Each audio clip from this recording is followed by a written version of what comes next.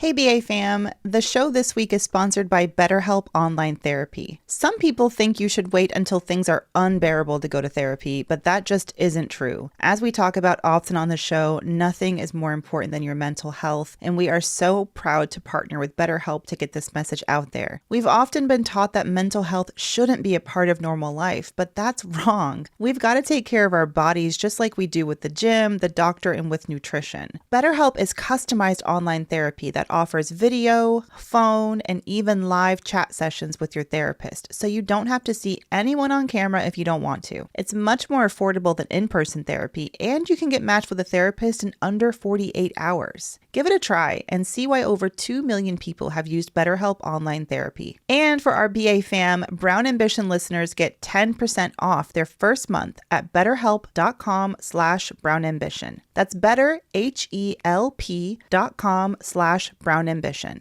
betterhelp.com/brownambition.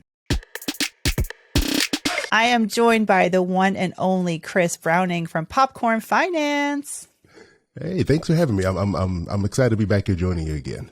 Your second time on the show, right? It is. It was such a great time. I was happy I got the email to come back again. Oh, well, thank you for joining us. I'm really excited to talk to you because I feel like, when did we last talk? Last summer. And it was when I was just at the beginning of my baby entrepreneur journey. But you have been, and we both shared this past of being like 9-to-5 entrepreneurs. Where we had our full-time jobs and then we were doing our thing on the side. For you, that's been, well, now you have 2 podcasts now, right? Yeah. I was like, how many am I doing? But 2 right now. Gotta have 2. I mean, at a minimum, Popcorn Finance. And then your second one is This Is Awkward, right? Yes. That's my life story in one podcast title. Yeah. Are you still 9-to-5preneuring? What's going on? So actually, funny enough, as we're talking, this is day 2 of the first week of me transitioning away from my day job. Ooh. Yeah, so I've been working this job as a financial analyst for close to 4 years now, and been running the podcast behind the scenes, all that stuff for almost 5 years. And so it's been a lot of, like you said, trying to juggle the day job responsibilities and also try to build something on my own. And I finally got to a point where I was able to say, okay, I've saved up enough money. I had some opportunities come up this year. I think it's a good time to give it a try and transition. I was like, well, if I don't try it now, when will I ever try it? And right now what I'm doing is I'm transitioning to part-time. So I'm just working a couple of days a week at my day job because I do like this huge annual budget process with them. And so I actually like the people I work with. I was like, you know what, I'll help you. I'll try, instead of just quitting and leaving, I'll slowly kind of fade away out into the distance. Yeah. So just working a couple of days a week. And then probably sometime between now and June, I'll completely transition away and go full-time with all the podcast and media stuff. I love that because I don't think a lot of people would think they could ask to go part-time at a full-time job. It's like, for some people, it's just, isn't it all or nothing when it comes to your job? So I'm very, very excited, you first and foremost. So you've asked to go part-time, very generous of you, but it sounds like you had a financial goal in mind before you were going to step away. How did you decide? How much money were you, what was your version of, I have financial security, I can step away from, how did you determine that number? I mean, I am super risk averse. I am one of those people who's everything makes me nervous. I need to prepare for A, B, C, D, E. I need plans for everything because I don't want to be stuck in a tough position. Because, I was broke. I had a bunch of credit card debt when I was younger. So I have all those emotions of, I don't want to be back in that place again. So I had a 6-month emergency fund built up just from, in general, just to have there while I was working. And so for me, the first step was, even before I was sure I was going to make the step to kind of do my own thing, I was like, all right, I'm going to bump this up to a year. So that was my goal. Pretty much most of 2021, it was spent saving as much as I could to get that emergency fund up to a year. So that was my step one. That gave me a little cushion to feel a little bit more comfortable that if things just completely fell apart, I have these fears in the back of my mind. If all of a sudden every opportunity dries up and I'm I got to crawl back and go find another job, it gave me some breathing room to feel safe in however long it took me to get another job. So that was step one. And then, what really pushed me over the edge was an opportunity came along. It hasn't been announced yet, but I think I'm okay to talk about it. Okay. So I'm going to be I love a little tea. I'm working for a credit union doing all of their educational material. So I'm going to be doing video series, some writing, about personal finance, about, teaching all the stuff I already talked about on the podcast. Awesome. They just reached out to me. They had seen some of my other work. They liked what I did. They reached out to me, and that was really the little push I needed to go ahead and say, all right, Chris, you can do this. It'll work out. Here's your sign to give us a try. And that gave me that final thing I needed to step out and give us a try on my own. Well, let's talk about the reality of having a business. I mean, you've had Popcorn Finance for 5 years now, but what sort of I'm a business owner epiphanies have you had? For me, my big one was last week. I had a call with a real business accountant, someone who's done taxes for Brown Ambition for a while, but I was like, no, I need a real, sit down with me and let's get my stuff in order. And, I got my first quarterly tax bill, and I'm opening my first solo 401k. I'm such a baby, entrepreneur in this way. Have you had any of those moments for yourself lately as you've transitioned? Oh yeah. Especially because we talk about finance so much, it's so weird to then step into another world of finance that I don't really know as much about. And I'm sitting there asking all the questions because I'm like, if I was just, setting up my own stuff, I'm fine. But now all of a sudden I got to be worried about the IRS and different business structures and how am I going to do my retirement going forward? And same thing as you. I have an appointment coming up with an accountant, and she already sent me over a bunch of details. I've been reading through, and I'm just like, it kind of hits you. You're like, oh man, this is a whole other world I need to learn and be mindful of. And there's a lot of questions I need to answer for myself. And it does get a little bit overwhelming. And it does get me back to that point where I remember when I started my just personal finance journey, just learning and trying to fix my own mistakes. It's similar feelings of overwhelm and am I doing the right thing? Am I talking to the right person? All these fears and the doubt about all these changes started to pop up again. And it's a lot to get over again. It's a lot to experience these feelings again. And I'm right with you because I feel like we're kind of on a similar transitional phase right now, and it's a lot to think about. Yeah, it's funny because I knew the corporate world so well and how to navigate through it. I mean, I know everything about employee benefits and how to get every last red cent I could possibly get out of an employer. But now I'm the boss, and I'm like, wait. So when I officially went independent last May/June, and I just kind of forgot about retirement savings. Because I'm so used to it being a part of my, automatic, and I had money coming in through my business, and I'm just so grateful that I was able to.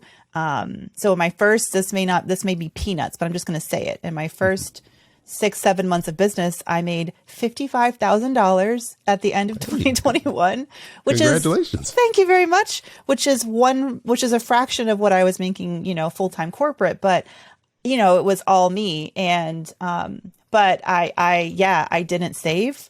I didn't invest for my business revenue. I kind of froze because I knew that I had to figure things out. I knew there were taxes I needed to do. I knew I needed to I picked my, single member LLC structure and all of that, but I was just afraid to even pay myself or spend money, that I was earning. So I just left it. And I kind of did the deer in headlights thing until I finally, over the Christmas holiday, was trying to figure out who I want. I interviewed an accountant. I didn't like them very much. Didn't really get a good vibe. So I finally, went to the person who I know who's done Brown Ambition's taxes. And he was wonderful. And thank goodness he took me on as a client at the end of the year. And I was like, okay, this has been cute for 7 months, but I have been living off of my personal savings, and with a mortgage and daycare, it doesn't last, a ton of time. No. So for 2022, my first goal is to continue earning money, obviously, but start paying myself, so that I'm not depleting my savings anymore. And actually I'm opening a solo 401k, which is a part of Vanguard.com I didn't even know existed. That business world, the guy over on the side there. I was like, you can do that through Vanguard? You can? And my accountant was like, yeah, just go. So, and you can do it anywhere. Have you been investing? Have you set up your, retirement fund as a business owner yet? Or are you still working on that stuff? That's next on the list. So because I'm still part-time employed, I still have access to my work retirement plan. So I'm still using that. Yeah. But then when I speak to my accountant, I'm like, all right, but she already sent me like a ton of stuff. So I've been listening to like podcasts. I've been reading documents so I can decide, okay, what type of a plan I want to set up. How does this work? What are the things I need to look out for down the road? So hopefully, and by the end of this month, I'll have something set up to carry me into the business world. Yeah. I want to put I've realized too, I don't know if you've had this. So before I started my business, Brown Ambition it's just been our side job for so long.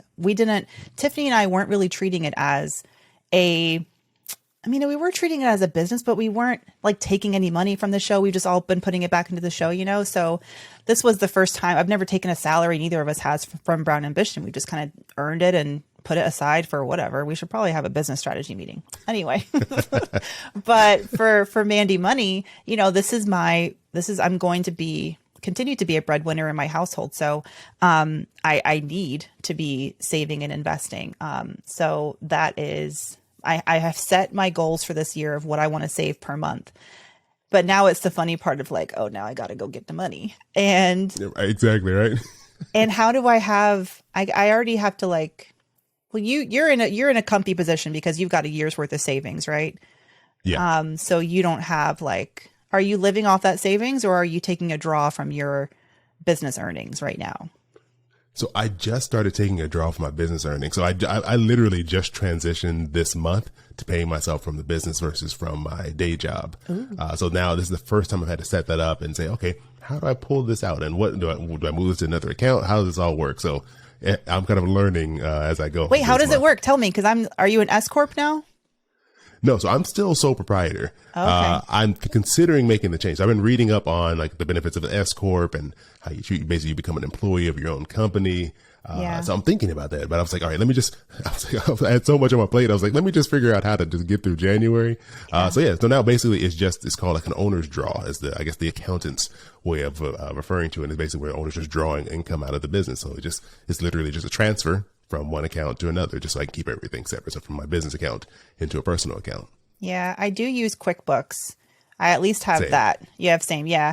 And I got a bookkeeper. Do you have a bookkeeper? Oh, I don't. I'm my own bookkeeper currently. Oh, well, I guess you would be because you're like a financial analyst or whatever. I don't like it. I'm just doing it. Yeah, I knew enough to at least get the QuickBooks set up. But when it came time for the end of the year, the accountant was like, have your books been reconciled? And I was like, were they arguing? Is there beef? Like, are they upset at me?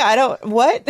And so I went into QuickBooks and I found the reconcile button. And then everything was just like, I was like, I need help. So I found actually the bookkeeper works with my accountant. And she's wonderful. And anyway, I had to get my books reconciled. And that felt really good because through getting the bookkeeping, that's when the accounting can happen, because the bookkeeping is like a record of all your money that you've earned, all the money you've spent by category.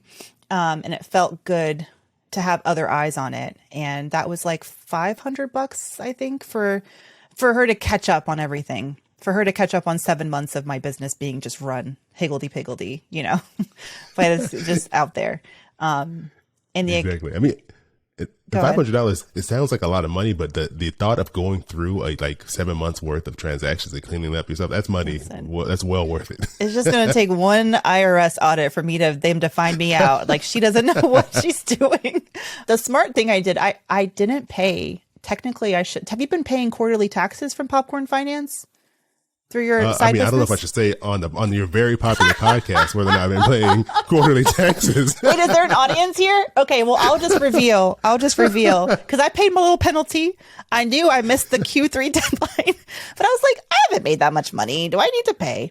Yeah, I had a little like $200 late fee for not paying. But anyway, at least I was smart enough to know I would owe taxes. So I told myself 1/3 of your earnings don't exist. Like, just don't touch them. You know what I mean?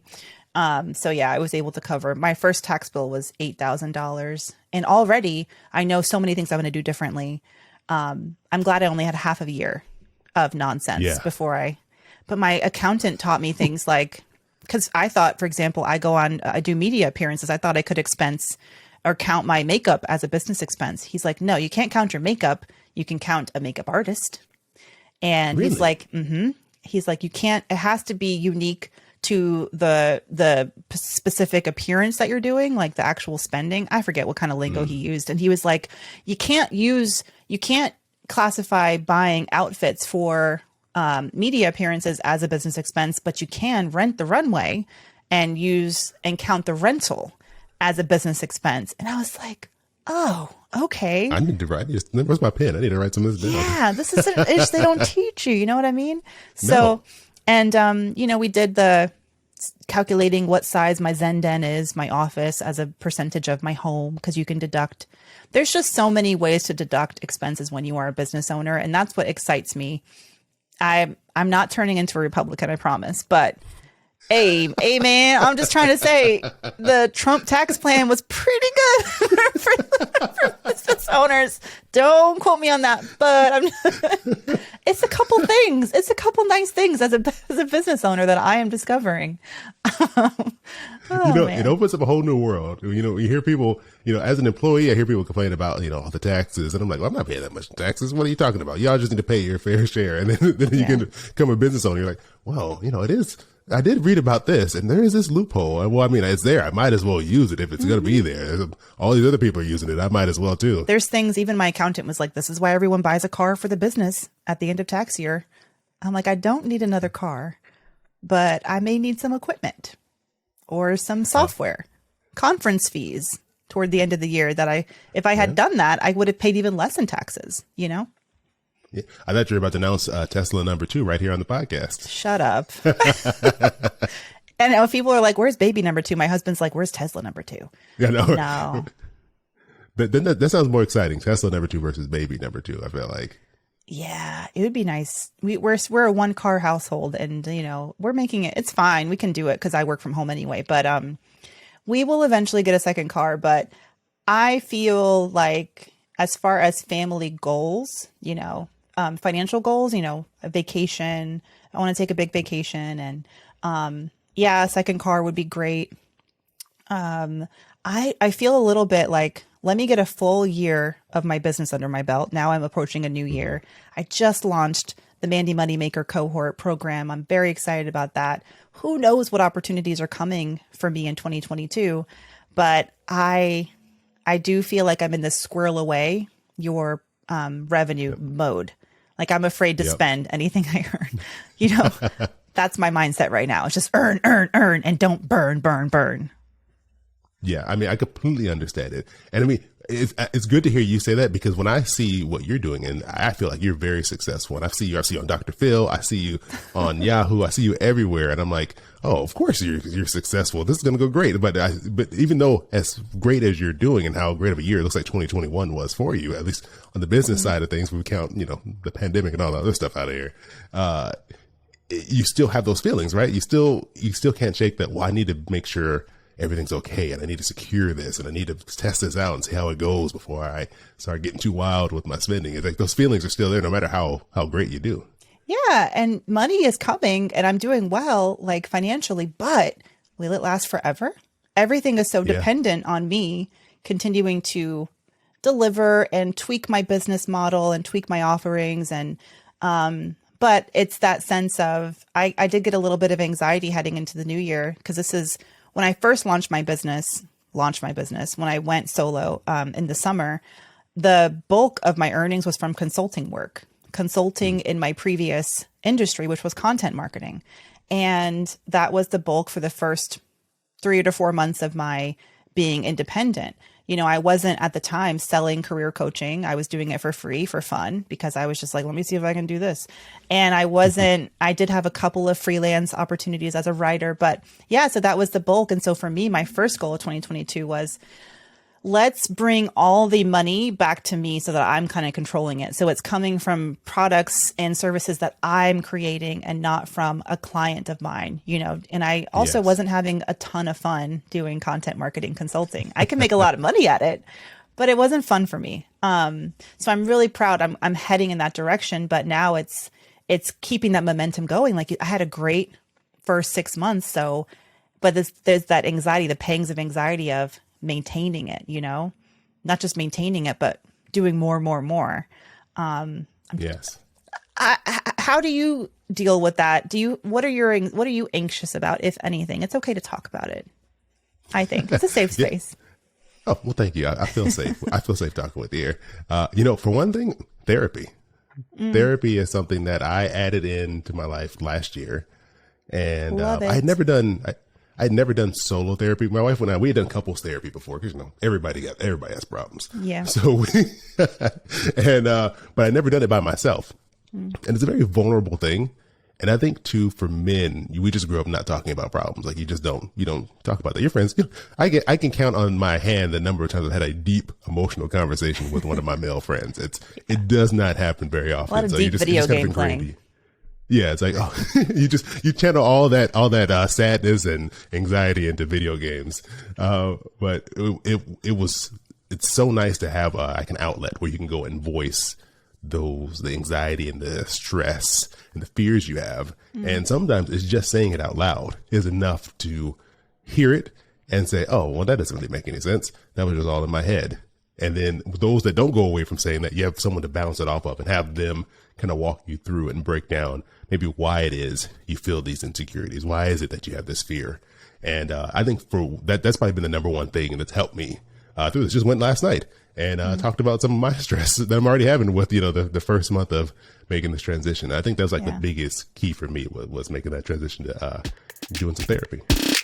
Hey VA fam, Mandra here. As you know, I am a brand new solopreneur, got my first business off the ground last year. That's why I am so excited to talk to you guys about our new partner called NetSuite. NetSuite helps you get the full picture. With NetSuite by Oracle, you have the #1 cloud financial system to power your growth. They give you visibility and control of your financials, from inventory and HR to planning and budgeting and more. NetSuite is everything you need to grow all in one place. With NetSuite, you can automate your processes and close your books in no time while staying well ahead of your competition. Over 28,000 businesses already use NetSuite. And for the new year, NetSuite has a new financing program for those ready to upgrade at netsuite.com/brownambition. So head over to netsuite.com/brownambition for this special one-of-a-kind financing offer on the #1 financial system for growing businesses. netsuite.com/brownambition.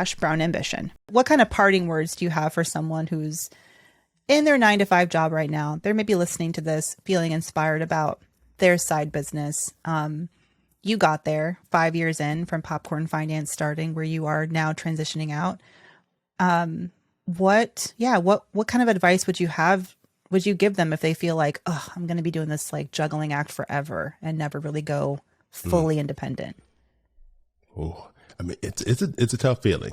It's one of those things where I kind of thought for a while, like, am I going to transition? Am I going to be this is just always going to be a side thing? And I would say, for one, make sure the thing you're doing on the side, that it also is bringing you some type of joy. I think it's so hard to work something on the side in addition to a day job that's maybe draining you, to then come home and do something that's also sucking all of the life out of you and joy, the little bit of joy you've left yourself, that's taking it as well. So finding some way to enjoy what you're doing on the side as well, because I think that helps with the ability to keep it going, because it's not going to be overnight. There's those people on TikTok who somehow, they spent 5 minutes after work one day and now they got $12 million. I'm sure they're lying, but there's those stories which really don't happen. Crypto. I took all my kids' college money and daycare money and threw it into Bitcoin, and now look at me. But those stories really aren't the norm at all. It's going to take a while. It's a journey. So you have to be kind to yourself in that journey and find ways to enjoy it. And like you were saying, Mandi, like, connect with people around you. I think that was one of the biggest things that helped me, was talking to other people who are doing something similar. And instead of seeing them as competition, seeing them as people they're my new coworkers. These are the people I want to grow and learn with.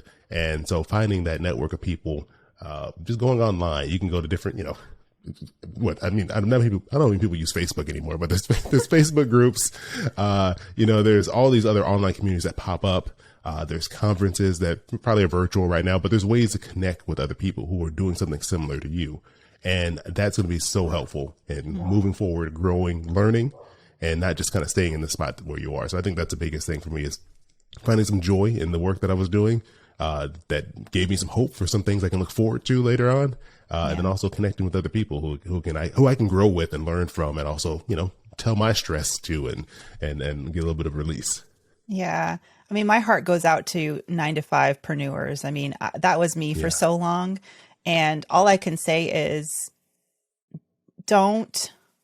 just remember that you are a business owner. Even if you're not a 9-to-5 business owner, you are a 5 to 10 business owner. You are out there juggling and found something that brings you income, but also passion, and you are turning that into a business. I mean, just having faith and not being afraid to say the words out loud. Sometimes what holds us back from connecting with people is like, but am I on their level? Am I an XYZ? Am I really like, can I call myself that? Having a bit of like imposter syndrome in that way, because you may not feel like you deserve to be in the same space because you only do it part-time, but 100% you do. It's like, the more you talk to others, the more you talk about what you do, it becomes real.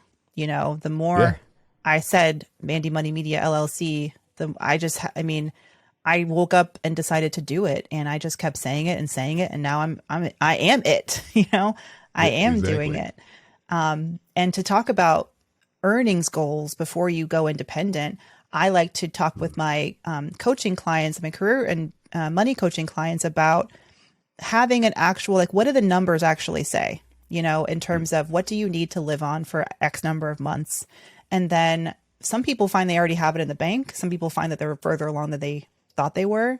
But I liked what you said about, I put a goal on 12 months of income. And when I hit that goal, I was like, the numbers sometimes, they have a way of breaking through our mental, our anxious hangups, are like, because it's like, but the numbers say I can. So why am I telling myself I can't anymore? And then having those personal connections to root for you and just push you over the edge, just get you across that finish line and get you on, can just help as well. But yeah, I guess that's my big advice is keep going, say the words out loud. I own this business. I am doing this. Tell people about it, as long as it's safe for you to tell people about it. Connect with other people, set financial goals for yourself to when you can actually break free. Yeah. There's so many scary things, but it's scarier to not do it and to always wonder, what Exactly. if?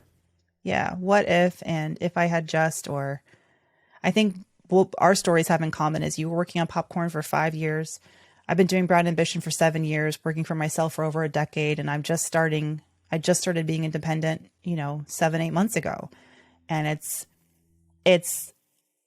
it will take you time to get to a point where you're ready to go full-time independent, but it takes even longer if you don't ever start, Yeah, exactly.